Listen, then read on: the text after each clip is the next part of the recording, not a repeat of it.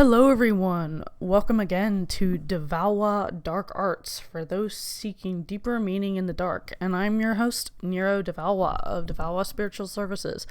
I do want to apologize for getting this episode out late this weekend. There's been a lot going on with me both professionally and personally right now, so things are just completely up in the air.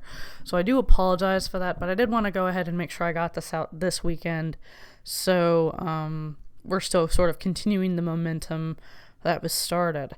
Well, it looks like we are all the way up on episode 4, and we're at the end of the series on gods, spirits, and the dead. And this last installment is going to be focusing specifically on the dead.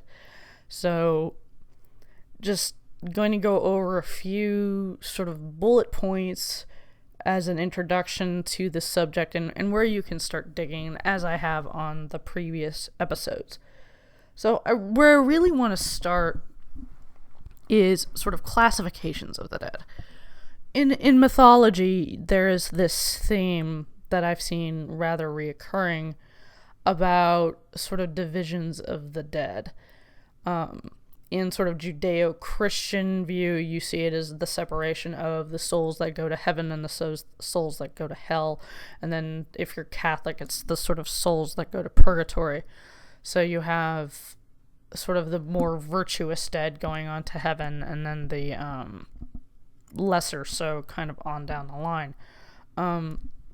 In certain mythological and pagan contexts, there is something very similar. You see this in Norse mythology, where you have the sort of mighty dead that are accepted from the battlefield into a Valhalla or Valhalla, Odin's hall, to sort of feast and fight, basically for the continuance of their afterlife. And there's some debate about whether Valhalla is actually, is it part of Asgard? Is it part of Helheim? Where is it there?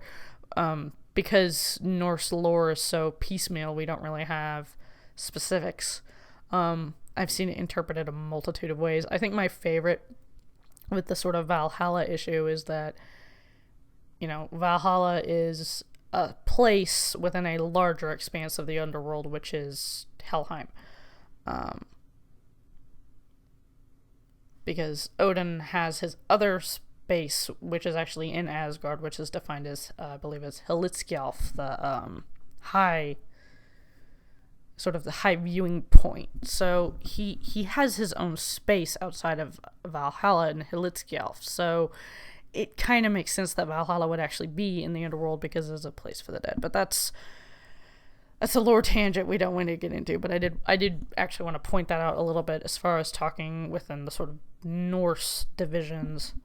In Greek lore, you have it a bit more with, you have the damned souls that go to Tartarus versus, say, the Elysian Fields, and then I believe there's something in the middle of that, where it's just like a cold, empty, dead place. It's just you're just existing, which is very similar to how the sort of lesser dead are seen in the Nordic sense as well. Like, you have to be like a heroic kind of person to get into the Elysian Fields or go through the Elysian Mysteries. I think I've seen 2 different interpretations of that in my research. So that's an interesting distinction to make when you're dealing, especially in a more, if you're doing kind of a shamanic journeying, that's where that's really going to be useful. And you also want to know, like, if you're trying to reach out to sort of the general dead, it helps to know who you want to call on. Do you want to call on, say, the mighty dead who would be, feasting with Odin in Valhalla? Or are you calling out to, say, the wandering souls within Hades or Helheim, that kind of a thing? Like, actually knowing sort of within the spirit world expanse that you're talking to. And again, I'm approaching this from a pagan context because that's my universe, that's my belief system. So that's a lot of reasons why that would be that way. So I don't know if you heard my phone ding. I do apologize for that. Now, moving on, what is ancestor worship? Well, that's kind of within the meanings within the word itself. And that's being able to honor your ancestors in a daily spiritual practice that is analogous to what you're doing. Say, if you're already doing something similar for sort of the Landvetter or gods, you're also doing it for your ancestors. And historically, this is a very common practice among our pagan ancestors, and continuing down even into sort of modern Catholic practice with the saints and so on and so forth. So it is a very, it's still a very modern practice. And a good question going forth is like, how do you do ancestor worship? How do you actually honor the dead and your ancestors? The easiest answer for that I consistently get is building an actual, like, full-on, you're not honoring anything else, ancestor altar. Now, for me personally, I work so much with so many other things that it's more of actually devoting a space to my altar to my recently passed relatives.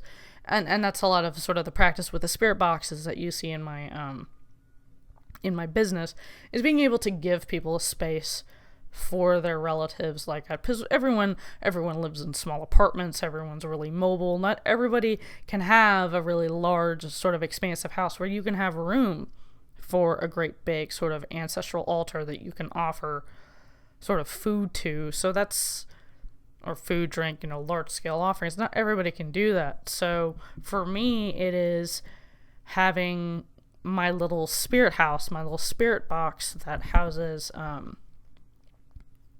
couple of my deceased relatives, as a way of sort of having that gateway, to not only to my recently deceased family, but and from there on, having them there as an outreach to sort of further ancestors. And you can obviously, with the spirit box, you can still do offerings, you can still use that as a means of communication. It really just depends on what you're after. A very good question in regards to this particular subject is necromancy. And let me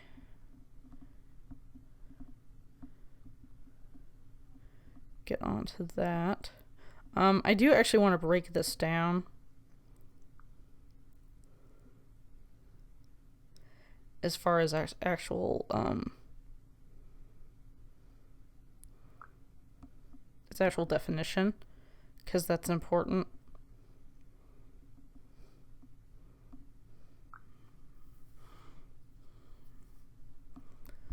Now, the actual functioning definition of necromancy is from the late Latin word necromantia, which is borrowed from a classical Greek word, which is necros, and mantia, which is divination by means of a dead body.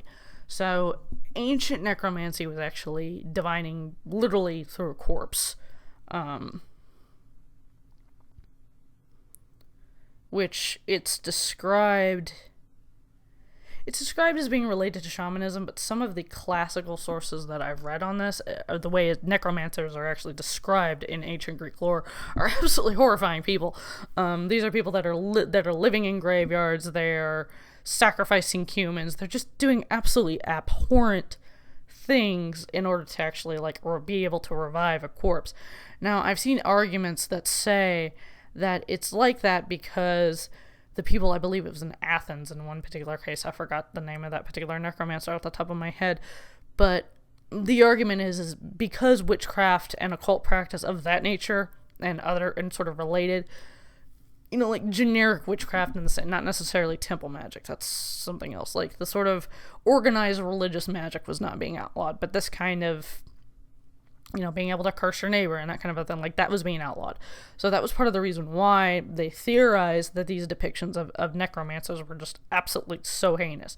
And for all we know, there could have actually legitimately been necromancers like that, but it definitely has some really, really, really bad connotations to it. John Dee and Edward Kelly, the famous ceremonial magicians, actually did a version of it as well. There's actually a famous woodcut. So it's not necessarily sort of restricted to sort of Greek and Latin practice either. And a lot of people who are interested in the legitimate dark arts, I see this a lot in Luciferian circles and left-hand path circles. There are still people that are actually still practicing this. I would argue even right down to the corpses. I remember hearing several months ago about a lady in New Orleans who was literally like pilfering corpse parts from graves. I think it was out of the St. Louis cemetery. I could be wrong. But this is still something that's still happening, that is still part of the sort of death magic that's very misunderstood. Now, there are more benign ways of actually doing necromancy, but to do so, it actually relates to my other point, which is going back to the spiritualist movement. Now, most people, when they want to contact the dead outside of sort of an ancestral worship way and a sort of pagan way, which I had just previously described, are going to do techniques that are more akin, well, not akin to, but derived from the spiritualist movement. We're talking about things like Ouija boards, seances, EVP, ghost photography, all of these things that we would use. Oh, automatic writing as well. I almost forgot that. That's extremely important. These practices were derived from the spiritualist movement of the early 20th century. Oh, it also involves channeling as well. I don't want to forget that either. But it was derived from the early spiritualist movement of the early 20th century, which actually has its roots in phenomena that was being conjured by these three women called the Fox Sisters. And it just pretty much exploded from there. You have other movements that end up being sort of linked on to that, like you have things going on with like Edward Casey and Madame Blavatsky and things like that, which I would say Casey would be the closest affiliated to the spiritualist movement because of the things he channeled. But Blavatsky, by nature of what she was doing with the Theophos Society and everything else like that, they were all kind of interrelated, and you could even argue to a certain degree that Aleister Crowley even sort of rode that wave within that time period as well. But as far as like specifically spiritualism itself, you go back to the Fox Sisters for that bit of information. Now, later in their career, they ended up being denounced. I believe one of them confessed, as I remember reading, that it was a sort of a grand delusion or a group delusion between the two, and there was a lot of effort to debunk them. But that also happened as sort of the general decline of spiritualism was happening. So, for a modern practitioner, as far as you're trying to do something necromantic, without actually, like, pilfering graves or something, to do it the sort of more traditional way, at least within sort of medieval European sense, even, you're going to be doing techniques that are more akin to either pagan invocation or spiritualism. Now, there's a really good book for this that I use for reference a lot. It's called The Witch's Book of the Dead by Christian Day.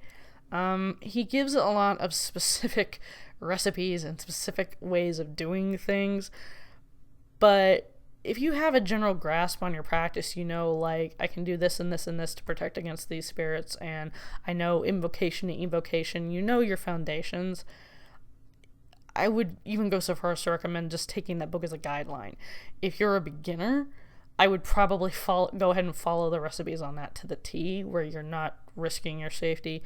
But if you have a solid enough practice as far as like dealing with everything else, I would feasibly say that you could incorporate sort of the general gist of what he was talking about into your practice and be really successful as far as reaching out to the dead. But I wouldn't do any of that first without actually building the relationship with your ancestors.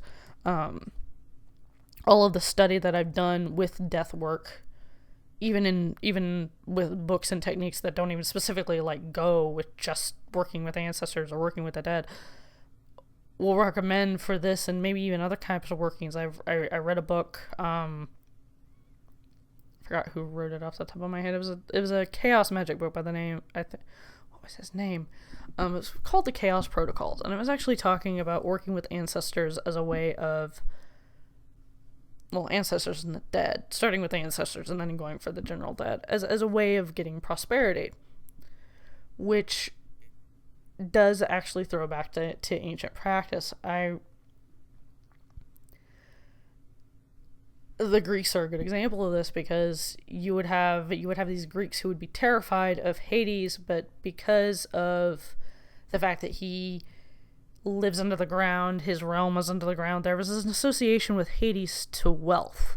So you have a similar association with the dead.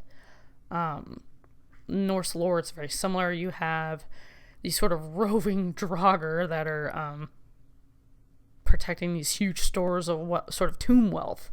Obviously there's a lot of hazard in trying to go after that, but there is a very strong association between the dead and prosperity because of those just sort of mental associations.